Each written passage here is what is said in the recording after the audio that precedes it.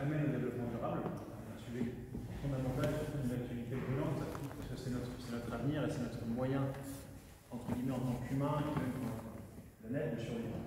Donc c'est un sujet absolument fondamental. Alors, je vais juste me permettre d'inverser l'ordre de la conférence. Donc je vais faire un discours à la fin, je vais le faire en amont parce qu'une personne devrait arriver d'ici quelques minutes, donc je vais juste inverser les positions. Et ce discours, je vais le tenir à trois titres. Alors, à celui d'essayiste, j'ai écrit un livre récemment sur une jeunesse et sur les ambitions de cette jeunesse pour quelque chose de tout simple, survivre.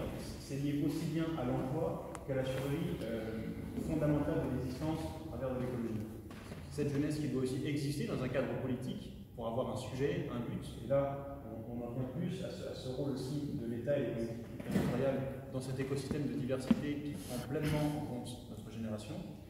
Et donc, il y a cette dimension-là. La deuxième dimension qui va meubler ce discours, c'est une dimension technologique.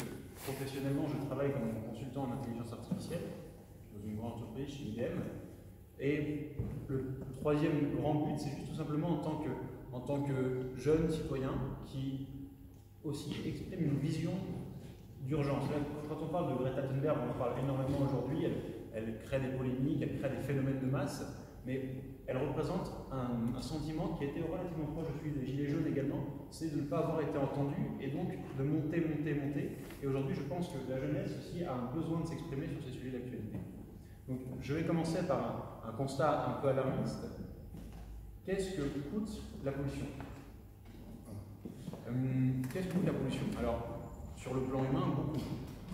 Des vies humaines, l'appauvrissement de nos sols, petite blague des journées d'école avec Greta Thunberg, mais ça c'est peut-être moins grave, mais sur le plan économique, parce que nous sommes dans le cadre des rencontres économiques, la pollution coûte beaucoup. Elle coûte, on parle de la Chine, entre 3 et 7 points de PIB à la Chine selon les estimations par an.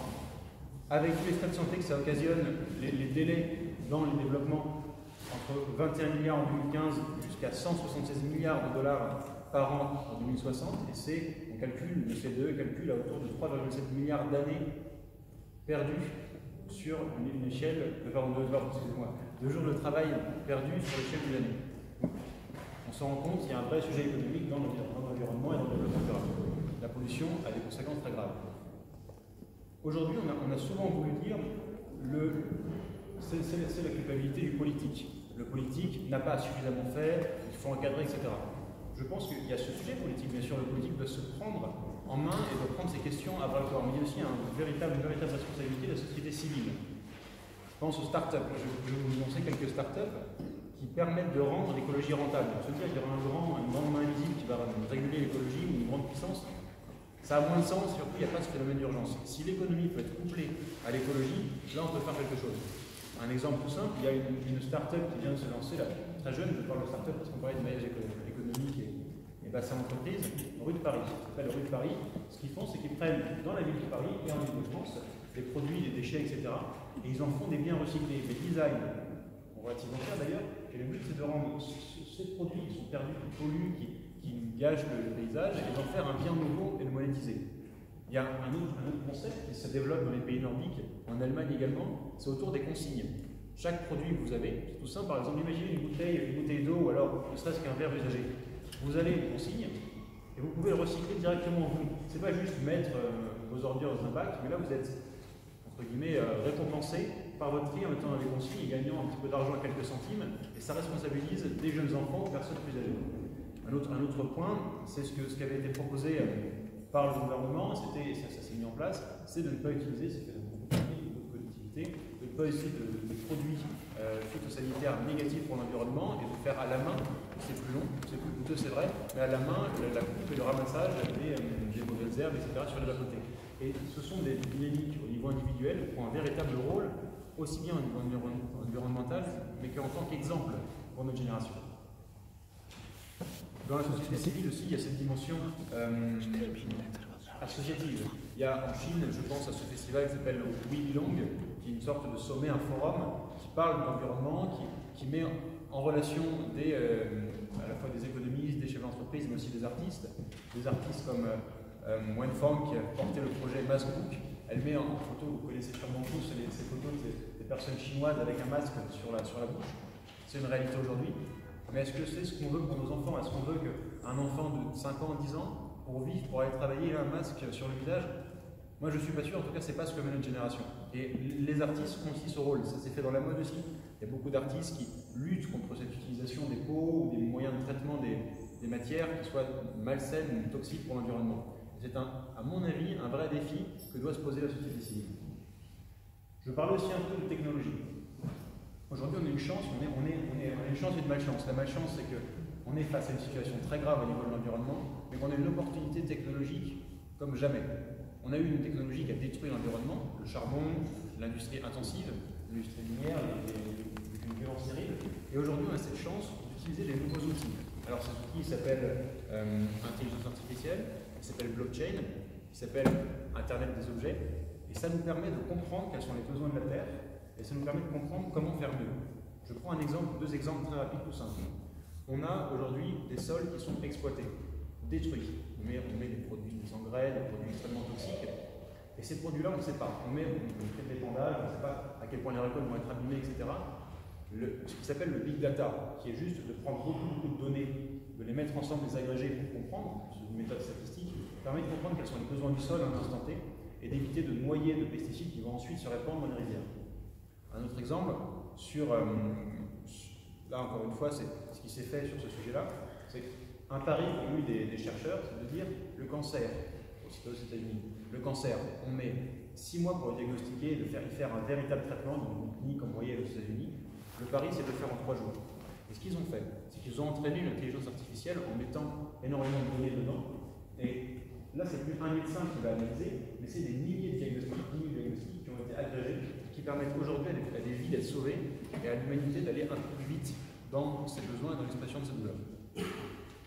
Donc là, c'était pour le rôle de la société civile, mais je vais aussi parler du rôle de l'État, parce que l'État a une vraie responsabilité, ce qui a été fait d'ailleurs par la mairie de Paris magnifiquement avec le plan de Paris pour le climat, cette logique de mobilité propre. L'objectif, si je ne me trompe pas, M. Adjoint-au-Maire, c'est d'ici 2020 d'avoir 100% cyclable à Paris. C'est un engagement qui a été pris par la mairie de Paris. On veut faire en sorte que les mobilités douces puissent exister et soient un petit peu le lot commun de nos déplacements. Donc ça, c'est un vrai sujet qui a été pris en main. Il y a aussi la volonté d'une alimentation durable et équilibrée. Je ne sais pas si vous le savez, mais c'est un chiffre très intéressant. Est-ce que vous savez combien on prend de litres d'eau pour 1 kg de viande de bœuf? C'est énorme, c'est 15 000 litres d'eau. C'est extrêmement cher, d'une part, parce qu'il faut ensuite s'occuper du blé, des céréales qui vont nourrir l'animal, et la moyenne de litres d'eau pour 1 kg de viande, c'est 15 000 litres d'eau. C'est énorme. Je dis que c'est une aberration. Et donc la volonté de la mairie de Paris, c'est aussi de passer sur cette logique qui s'appelle flexitarienne, de ne pas être non plus dans une dimension végétarienne radicale, forcée, mais de savoir adapter son alimentation pour s'améliorer, aller de l'avant et manger plus sainement et plus responsablement. Là, ça va être du sujet personnel, ça va être lié à la politique, toujours à une vision un petit peu pour l'État, mais il y a un besoin dans l'investissement qui se fait. Le maillage entrepreneurial français est super pour les startups, la station F qui se développe avec des encouragements de l'État, des ministres, etc. C'est très bien, mais au lieu de courir constamment après une Silicon Valley à la française, américanisée en faisant des applications de rencontres de plus en plus, etc., on a, à mon avis, véritablement besoin de créer une Silicon Valley à la française orientée sur la technologie et l'écologie. Là où l'État doit mettre son argent pour encourager, parce qu'on ne peut pas donner de l'argent à tout le monde, mais c'est surtout sur ce qui va permettre à l'humanité de grandir, de se sauver rapidement. Donc la technologie et l'écologie sur des grands, ça peut être une station F réinventée, ça peut être des pôles qui peuvent être orientés. L'Amérique peut être un accélérateur pour cette logique-là également. Ça peut être une logique globale pour toute la mairie de Paris. Et c'est à mon avis un vrai sujet. On aura l'occasion peut-être d'en discuter. Ensuite, la technologie. Je vous en ai parlé en disant c'est fantastique, c'est très bien, etc. Mais elle ne doit pas être une grande machine, etc. dans toutes les dystopies un peu malsaines, orwelliennes. Non, il faut que la technologie elle ait l'humain. La technologie, si on considère qu'on peut prendre les données librement, comme ça a été le cas pour Cambridge Analytica, c'est ce qui a permis à Donald Trump d'être élu parce qu'on a agrégé des données en masse, on a fait des fausses propositions, on a aussi utilisé sans votre accord, sans notre accord à nous, parce que c'était peut-être trop jeune, mais vos données, votre sécurité de vie, quand vous créez un compte sur Facebook ou sur n'importe quel site en ligne, vos données sont vendues. Et ce qu'a fait l'État avec le RGPD, mais là où il faut encore aller plus loin, c'est comprendre et fonctionner avec cette identité numérique et comprendre que l'État aussi a cette force de compréhension pour ne pas se faire avoir par les géants du numérique. Créer des géants numériques à la française, c'est fantastique, mais l'État doit aussi avoir la force de comprendre.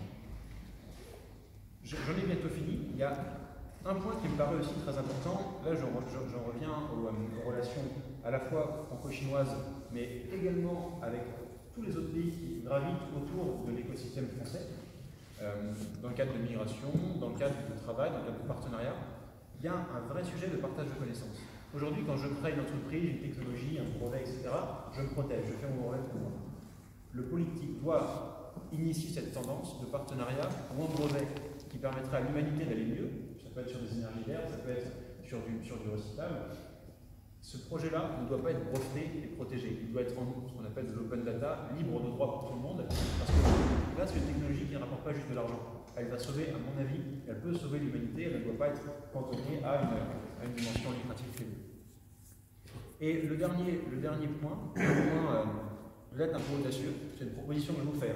Je finis sur ça, à vous de me dire si ça vous parle ou pas, mais on a tendance, en France, ou même de manière générale dans beaucoup de pays, de dire non, il faut refuser le manichéisme. Le monde n'est pas noir ou blanc. Alors c'est vrai, ce serait trop facile de dire ça c'est mal, mais il faut essayer et avoir ce courage de le faire. Par exemple, si je vois une industrie qui est polluante, quelqu'un qui a un comportement mauvais pour l'environnement, qui va jeter un détritus, etc., il faut avoir le courage de dire ça c'est mal. Il faut avoir le courage de le montrer du doigt et dire non, il n'y a pas de blanc ou de noir. Là, il n'y a plus de débat, là vous êtes nocif à l'humanité. Et à l'inverse, quand une technologie ou un phénomène, une entreprise fait quelque chose de très bien, ça peut être une start-up, ça peut être une collectivité, là on a le devoir de l'encourager.